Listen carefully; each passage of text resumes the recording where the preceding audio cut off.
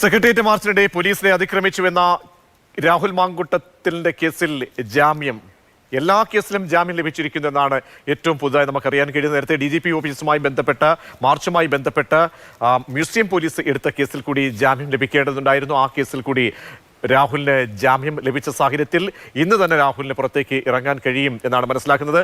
അമൽ തേനമ്പറമ്പിലുണ്ട്. അമൽ, എല്ലാ കേസുകളിലും ജാമ്യമായോ?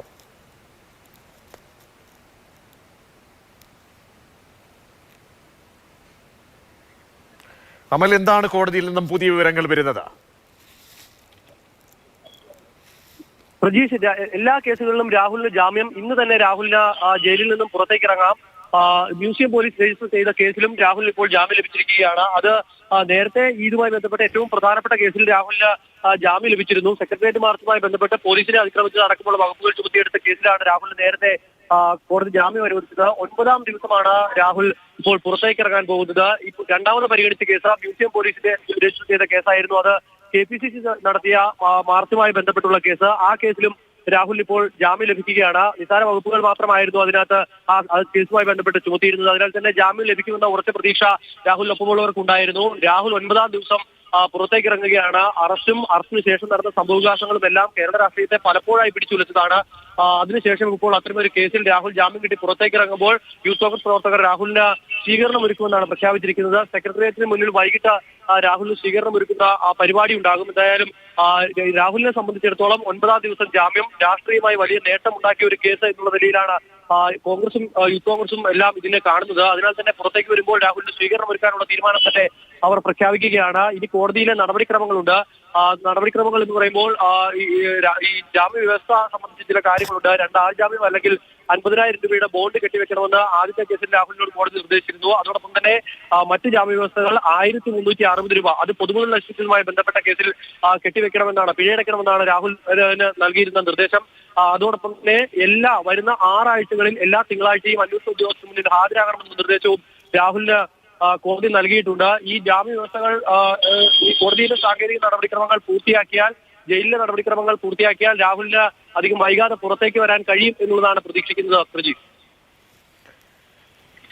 നമ്മൾ എന്തായാലും ഇതിനെ രാഷ്ട്രീയമായി തന്നെ ഗുണഫലം ഉണ്ടാക്കുക, രാഷ്ട്രീയമായി തന്നെ ഇത് പ്രചരണം നടത്തുക, പോലീസിന്റെ നിലപാട്, സർക്കാരിന്റെ സമ്മർദ്ദം, വൈരാഗ്യത്തോടു കൂടി തന്നെ ഈ സമരങ്ങളെ സർക്കാർ അടിച്ചമർത്തുന്നു തുടങ്ങിയ ഒരുപാട് ആരോപണങ്ങളാണ് പ്രതിപക്ഷം ഉയർത്തുകയും പ്രതിപക്ഷം സമരത്തിലേക്ക് കാൽവെക്കുകയും ഒക്കെ ചെയ്തു. കേരളം അങ്ങനെ വലിയ സമരങ്ങൾ യൂത്ത് കോൺഗ്രസിന്റെ ഭാഗത്തു നിന്നും കാണുന്നതിനുമൊക്കെ സാക്ഷ്യം വഹിച്ചു. അതിനൊക്കെ ആധാരമായത് രാഹുലിന്റെ ഈ കേസായിരുന്നു. അതുകൊണ്ട് തന്നെ എങ്ങനെയാണ് ഇപ്പോൾ പുറത്തേക്ക് വരുന്ന രാഹുലിനെ സ്വീകരിക്കാൻ പോകുന്നത് പ്രവർത്തകർ? എപ്പോഴാണ് ഈ നടപടിക്രമങ്ങളൊക്കെ പൂർത്തിയാക്കി പുറത്തേക്ക് വരിക എന്നാണ് പ്രതീക്ഷിക്കുന്നത്?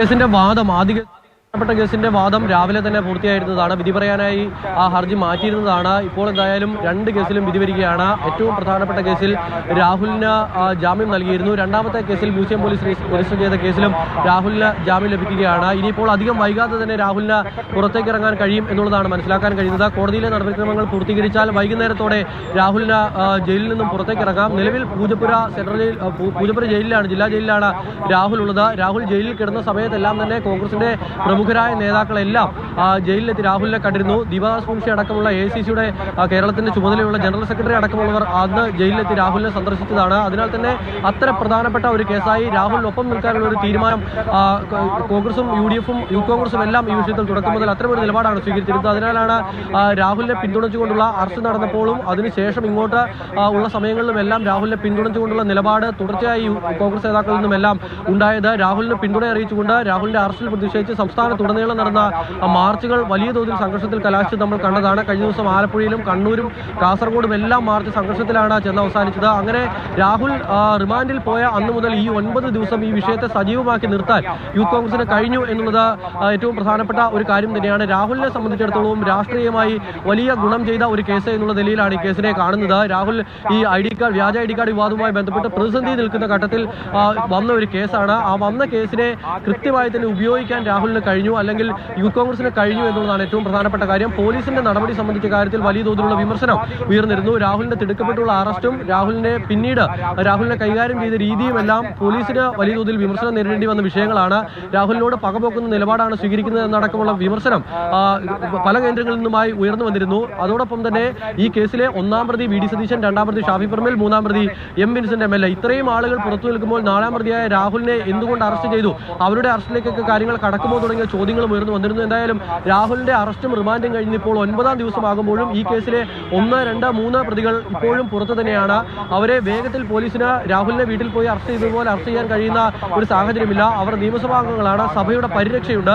അതിനാൽ തന്നെ നിയമസഭാ സ്പീക്കറുടെ അനുമതി തേടിയ ശേഷം മാത്രമേ അവരുടെ അറസ്റ്റ് അടക്കമുള്ള കസ്റ്റഡി അടക്കമുള്ള നടപടിയിലേക്ക് പോലീസിന് പോകാൻ കഴിയൂ. പക്ഷേ അതിനുവേണ്ടിയുള്ള ഒരു നീക്കവും പോലീസിന്റെ ഭാഗത്തു നിന്നും ഉണ്ടാകുന്നില്ല എന്നുള്ളത് കൂടി ഏറ്റവും പ്രധാനപ്പെട്ട ഒരു കാര്യമാണ്. അന്ന് തന്നെ ഇത്തരത്തിലൊരു ചോദ്യം ഉയർന്നതാണ്, അവരുടെ അറസ്റ്റ് ഉണ്ടാകുമോ എന്നുള്ളത്. പക്ഷേ അവരുടെ അറസ്റ്റിനായിട്ടുള്ള എന്തെങ്കിലും തരത്തിലുള്ള നടപടിക്രമങ്ങൾ പോലീസിന്റെ ഭാഗത്തു നിന്നും പിന്നീട് ഉണ്ടായില്ല. അങ്ങനെ ഉള്ളപ്പോൾ ഈ 9 ദിവസമാകുന്നു. അങ്ങനെയുള്ളപ്പോൾ പിന്നീട് എന്തുകൊണ്ട് രാഹുൽ എന്നൊരു ചോദ്യമായിരുന്നു പ്രധാനമായും ഉയർന്നു വന്നിരുന്നത്. അങ്ങനെയുള്ള ഒരു കേസാണ്. ആ കേസിലാണ് ഇപ്പോൾ രാഹുൽ ജാമ്യം കിട്ടി പുറത്തേക്ക് ഇറങ്ങുന്നത്. പക്ഷേ രാഹുലിനെതിരെ ചുമത്തിയിരുന്ന വകുപ്പുകളെല്ലാം ഗുരുതര വകുപ്പുകൾ തന്നെയായിരുന്നു. അതിനുള്ള കാരണമെന്ന് പറയുന്നത് പോലീസിനെ വലിയ തോതിൽ അന്ന് യൂത്ത് കോൺഗ്രസ് പ്രവർത്തകർ ആക്രമിച്ചിരുന്നു. സെക്രട്ടേറിയറ്റിനകത്ത് നിന്ന് വനിതാ പോലീസ് ഉദ്യോഗസ്ഥരടക്കം വലിയ തോതിൽ മർദ്ദനത്തിന് ഇരയാകുന്നത് നമ്മൾ കണ്ടതാണ്. പല ആളുകൾക്കും പരിക്ക് പറ്റിയിരുന്നു.